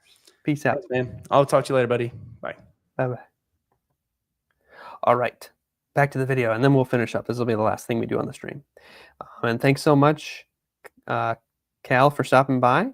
Hope to see you in more videos. Ryan, obviously, if you're still here, that's awesome. I'm just going to finish this video off, and then the stream will be over. But we'll finish this here. 40. No. What if she had you, but it put you up for adoption, and you were adopted by a very well-off mother and father that gave you that would have been great, but she wasn't going to do that, and she didn't. I'm saying if I was about to have a kid right now, I would have a horrible life. So I think it would be better off for everyone, not to mention the issues with the foster care system. Even if you adopt. It would be better off for everyone I mean, it's like the guy, it's like your brother, your sister, or your coworker, or whoever. They bring in some fancy chocolate bar. Mom brings home a chocolate bar, and your big brother says, it would be better for everyone, really, if I got the whole chocolate bar. And you can just smell the sliminess on it. It's just, you can just feel the sliminess of it. Ugh, ugh. The moral disgustingness of that statement. It would be better for everyone if I just reduced the number of embryos. If I just reduced them. Oh, okay. Even if you put it, I have a friend who's been in the foster care then since. why wouldn't system. Also, foster care and adoption system are very different. Children who go into the foster care system are usually put there to reunite with the parents. That's the whole goal of the foster care system. Foster care system reunites children with their parents. Usually the parents are drug addicts, or there's maybe some abuse, or whatever it might be. Maybe they're financially unable to take care of the child. Whatever it might be. There's something going on, maybe mental health issues, and the state will come in with Child Protective Services. They will remove the child from the home, and they will usually put them with next of kin. And then the next of kin will take care of the child, and if they can't find next of kin, they might find a volunteer foster family. And the child will go through, and while that's happening, the parents will be trying to recover and whatnot, and then the goal is to bring the children back. So foster care is not exactly what a lot of people think it is. Sometimes there's bad stuff in foster care, but not always, not always. Additionally, adoption is different. Adoption is where you voluntarily give up or give away your parental custodial guardianship rights over your child permanently. Now, in some cases, you might still have contact with your child if it so happens that way, but that's voluntary. Okay, you're placing your child with another family, sometimes of your choosing, sometimes not of your choosing. But that's a difference. Children who are placed into adoption, which is what would probably be happening here, if she was really placing your child with an adoptive family, it would go to adoption. Adoption, those babies get gobbled up like crazy. There are about 23, depending on who you ask, 23 parents or couples for every one child in the adoption system. They don't have enough children to adopt out. There's so many people who want to adopt. So the idea that, if I don't want my child, they're going to be in the foster care system and they're going to be abused and they're going to have all this stuff, almost certainly not going to happen. Almost certainly not going to happen. So just something interesting there. But either way, she doesn't actually believe what she's saying because, again, if you said, what if we killed every child in foster care to make room for all the new babies that people are going to be giving up after they can't get an abortion? She'd say, well, that's terrible. Well, why is it terrible? Well, you're killing, kids. You mean just like abortion? Yeah. You just okay. And she got adopted. Let me get this right. She did not like it. You don't want to unalive yourself right now, right? No. Right now. Well, I mean, because you have a good life, right? Okay. I have a question. She's just being snotty at this point. Well, hang on. Let me finish the line of inquiry.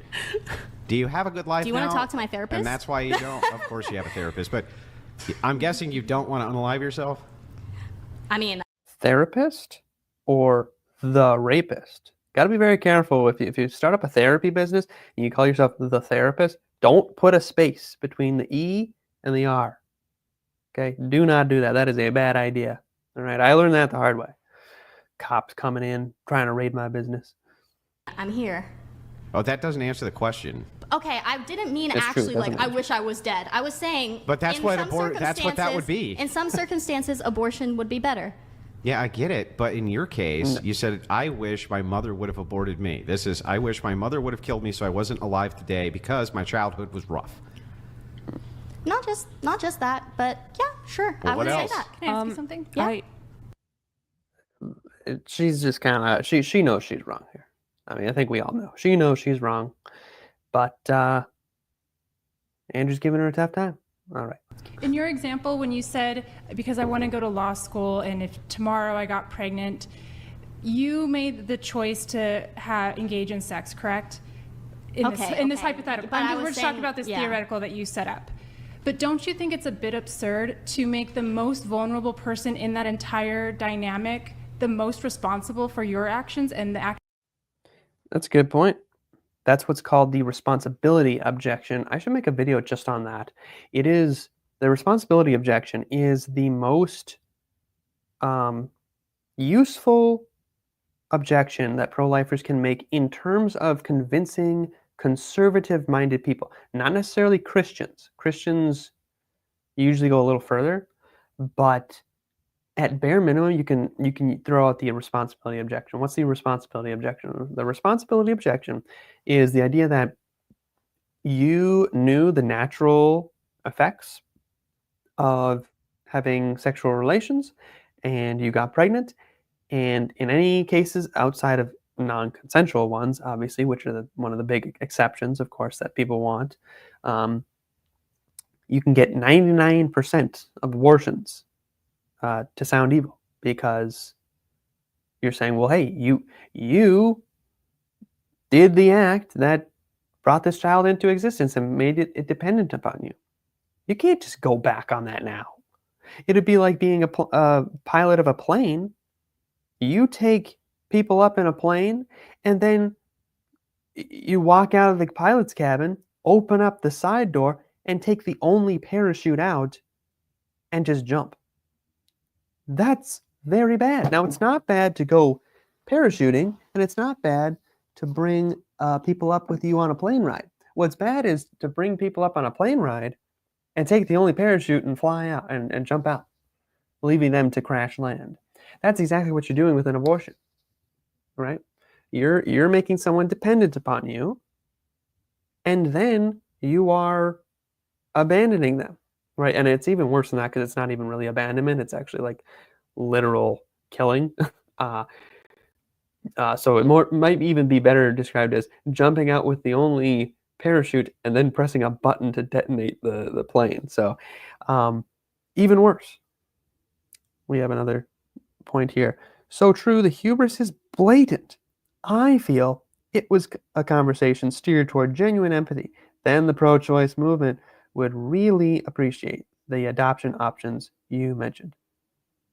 Yeah, I think it's just about understanding what's going on. What is the system? A lot of people just don't understand it, and so you hear that a lot. Well, they're going to be in the foster care system. But my point is, I mean, it doesn't matter whether they're in the foster care system or not.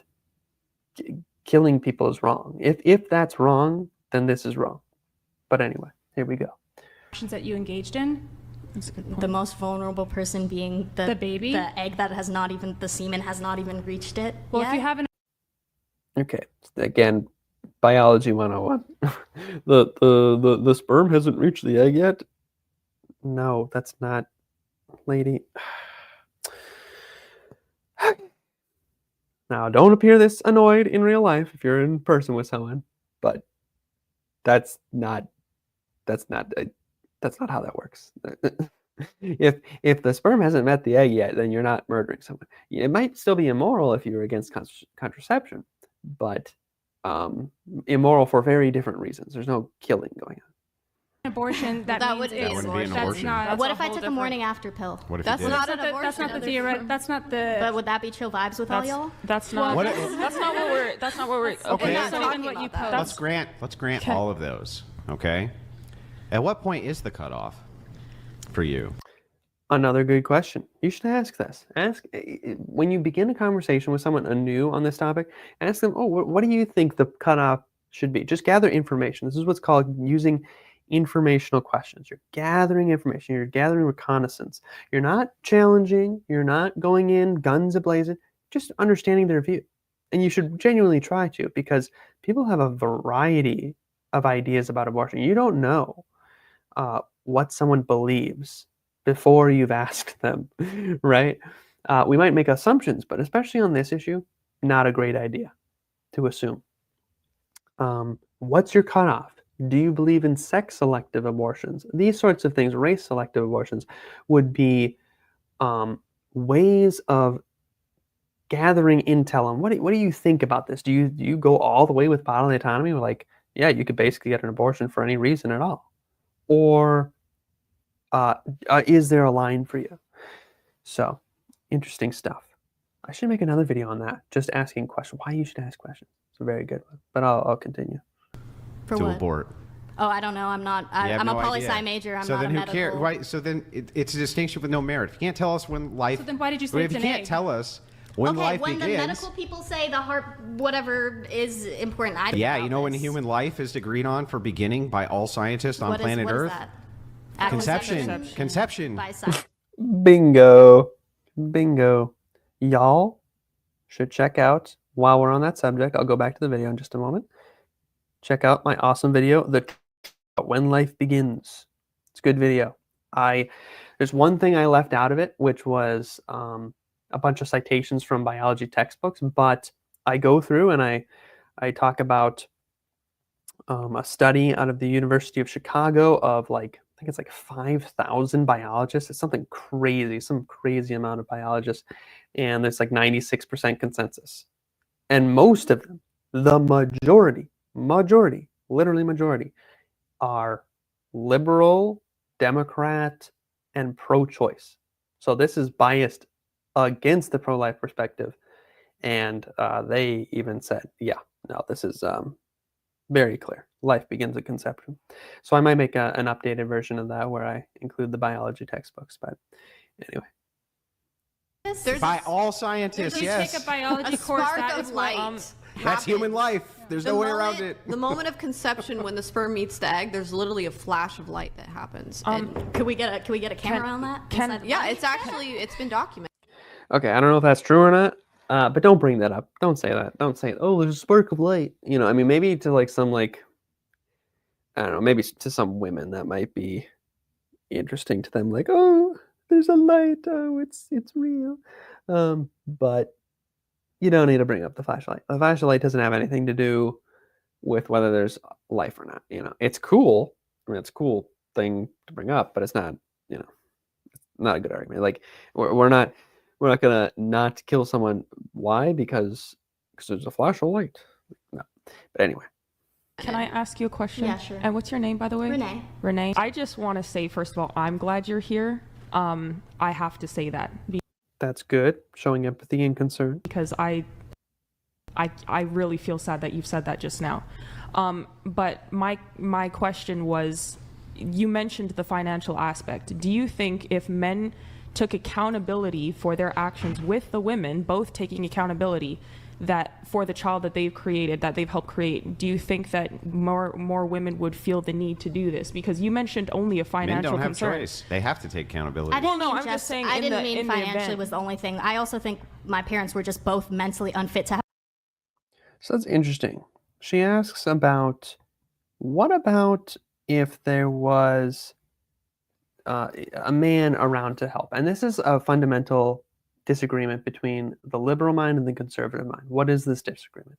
The disagreement is that one believes the government should take care of me. The other one believes that a man should take care of me and God should take care of me. And this is why, yet another reason why liberalism, I believe, at least to its extreme amounts. I mean, I'm not saying it can't be a little bit of it, because there is some nice stuff about it, but leftism, I'll put it that way, leftism at its core is anti-Christian, because it seeks to erase God. It seeks to put government in control. The government, or if you're in America like these people are, they call him Uncle Sam. Uncle Sam's going to be your husband. Uncle Sam's going to take care of you. And this is why they bring up these things all the time when you talk about abortion. What does the pro-choicer say? Well, why don't you guys believe in having a bunch of welfare things and the government giving food stamps and all this stuff and all? If you're really pro-life, you'll support those things. No. That's what a husband does. A husband earns money and takes care of his family and protects his family and does all these things. So Anyway, I was going to go on a big long spiel, but we are getting near the end, so I'm just going to suffice it to say that. But there's some good stuff on that. Join my Discord. Okay, join my Discord. Then you can submit videos like this one, and I'll comment on those. Have a child at all, which I don't want you guys to take that too seriously when I'm like, I wish I was aborted. It's a joke. To answer her question, sounds like cope, not a joke. I don't mean sounds like cope. My point that I was trying to make was that there are some circumstances where I just think the parents should not be parents at all. Like, it would just be worse for anything that was born, like, regardless. Like, I just think. Okay, what does this have to do with whether or not it's okay to kill someone? That just sounds like, well, then Child Protective Services should come in, or they should adopt out the child, or something like that. There's nothing to do with like killing. What are you talking about, lady? What are you talking about? Like, maybe I don't mean like I don't want to live at all, but like I would have rather been born to a million other different parents, and I know that's impossible, and it's sure. Okay, again, what, lady? They're just, this is what they do. They go on and on and on, right? Well, I wish I would have been born to a million different parents. Okay, I mean, that's great. Now, again, in real life, I wouldn't be this sarcastic and short with her. But, well, actually, maybe I would. I mean, especially in a scenario like this, around this table. But you got to press them. You got to bring them back to the central argument, the central issue. What is it? There's a good documentary on YouTube for free, I think, called What Is It? About this question. What is it? If the child is as human as you and I, then it's probably wrong to kill it, right? That's just what it comes down to. It doesn't have to do with, well, I didn't get welfare, or I would have wished I could have been born to a million different of zero consequence. Not important, right? Well, I wish this and I wish that. Great, we all wish all sorts of things. Lottery, yeah, but I don't understand is, why these are exclusive positions. So you can have horrible parents after the baby is born, and you know what happens if there's horrible parents? Kid gets taken out and placed with another family. Right. That's another good point. Yeah, what happens if the child is, they got good parents, right? And then let's say when they're 10 years old, their parents become evil and abusive. Can you kill the kid? Well, the answer is no. Why? Because they believe there's something fundamentally different between extra-utero and intra-utero children. That's the issue. It's not abuse. It's not, do I have the money? It's not any of that stuff. Because you could lose all your money the day after the child is born. Can you kill your child then? No, right? That's the point. You gotta think about that. What's the central issue? The central issue is, what makes the child in the utero any different than the child out of it? And then the second question being, does that difference justify our ability to kill them, or someone wanting to kill them morally? Does it justify it? Exact thing that she just suggested. Yeah, sometimes it's like that's bad. But here's the thing: you can't put an always on it. It's like saying, well, we shouldn't outlaw murder because there's always going to be some murders. Yeah, there are. There's nothing you can do to mitigate. So are you a relativist 100% everything. That's not relativism. It's the opposite of relativism. It's not even pragmatism. It's recognizing objective reality. That sure, even if you outlaw murder, there's still going to be murders. But these are not exclusive positions. I understand saying, well, you can have bad parents. Yeah, that's true. What does that have to do with aborting children? I love how flippant he is. What does that have to do with aborting children?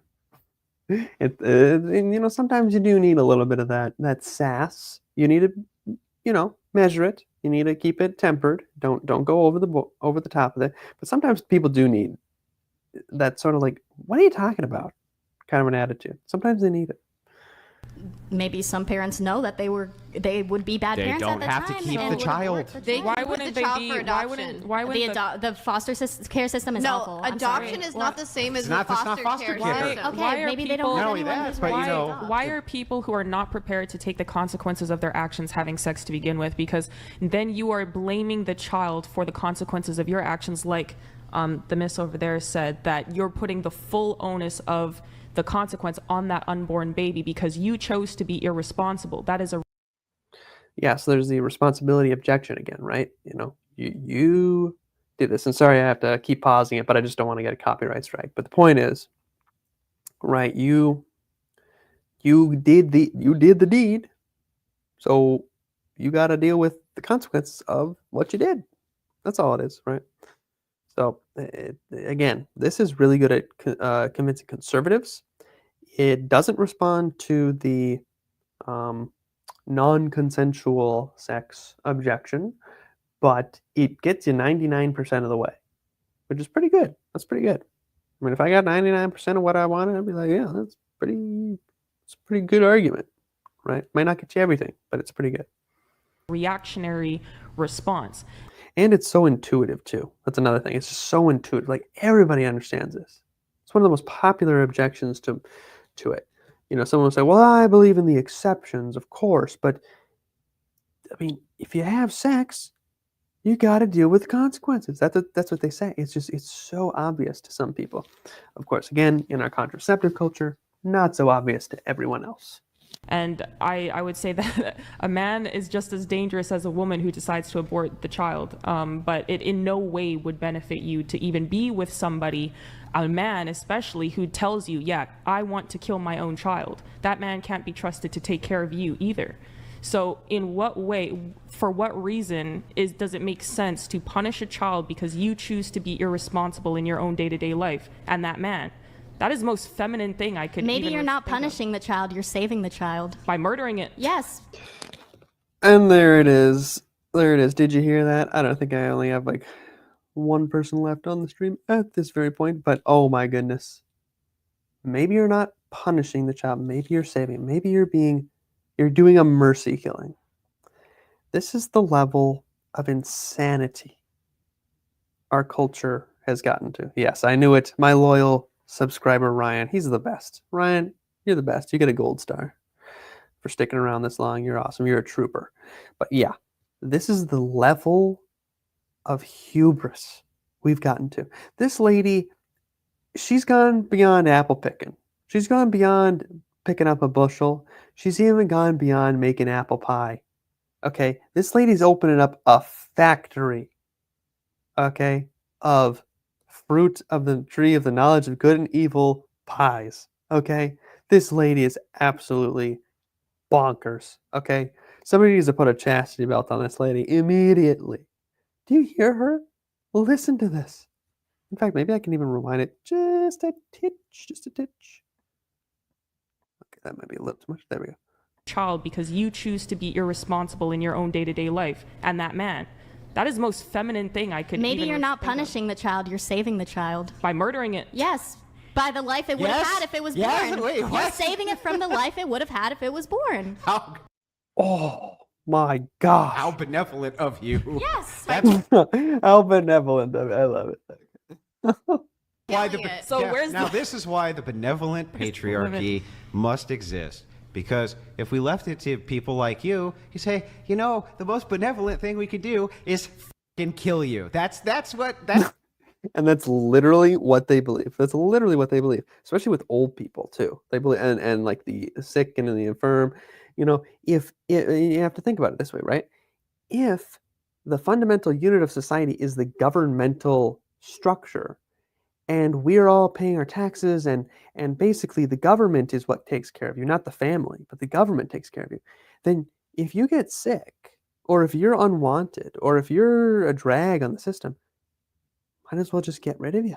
Euthanasia, abortion, whatever it is, just got to get rid of you. You're just a number, right? You're a cog in the machine, and so you're not made in the image of God. You're just whatever the government calls you. You're just whatever the government says you are. So, very, very sick, very twisted. This is why I'm a conservative. So, yeah, how benevolent of you. I'm just gonna mercy kill. Yeah, okay, great. Yeah, that sounds like what a wonderful, this is what the liberals mean when they say you need to have more empathy. Oh, the empathetic left, everyone. There you go. That's literally your line of logic. If there were better welfare societal systems in place, maybe. How about responsible men? And there you go. Right. It's not my fault. It's not people aren't giving me enough free stuff. They're not giving me enough free stuff. Unbelievable.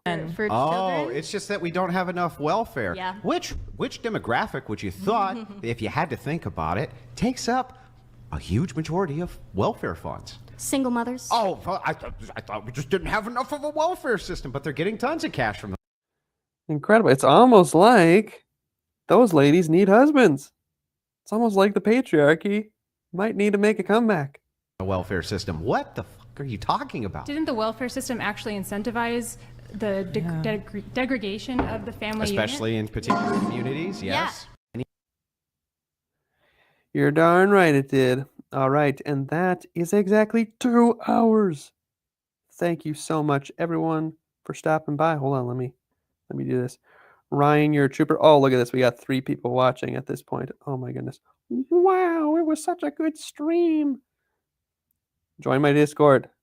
All right, people, join my Discord and buy me a coffee because I need money. Why do I need money? I need money because this channel needs to stick around, and it needs. Oh, keep that up. It needs to stick around. So yeah, hold on. We got hi, hello. Yeah, say whatever you want in the comment section before we close down the stream. But and ask a question if you want. If you want to ask a question, I'll stick around if people have questions. But yeah, why do I need money? I need money because I might lose access to my stream, or not my streaming software, but my editing software. And so, guys, hey, if the Lord puts it on your heart to donate, even just literally like $1, literally even $1, $5, $10, whatever, just as a one-time donation. It's not like a subscription or anything. That would really help me out because I need sort of an emergency fund in case something disastrous happened. I had a scare recently where I thought I was going to lose my streaming software. But anyway, let me close this out, at least for now, with a meme and aiming upwards. If you want to throw out a question about my channel or an apologetics question or a question you want answered, I'm happy to answer that for you. Same thing with you, Ryan, and anybody else who's here. I'll happily do that. But join the Discord if you want to submit a video like that and have me react to it. I'll be absolutely more than happy. Well, let me close this out with the meme for now. Awesome stream. Thank you. See, okay, this guy must be like a troll or something. You are too nice. You are too nice. This man, he's probably like me from the future. I came back with him, just made a YouTube account, Ryan Gasling, and I just decided to praise myself. Like, hey, let me give myself some encouragement. This guy's too nice. You're too awesome. I'm gonna have to make like a Hall of Fame for you. You're my Ryan. You are my biggest tumor. All right, womb to tumor. All right. He's a big, beautiful tumor. Very big. The doctor said it was huge. All right. Oops. We gotta. I see it. I'll take a shot.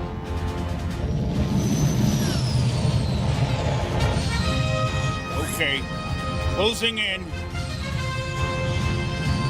Almost there.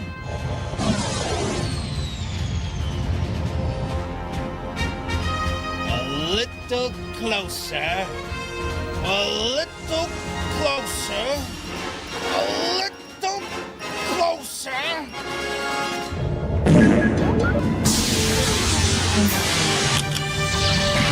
Like the video. Oh, wonderful. Yes. We did it!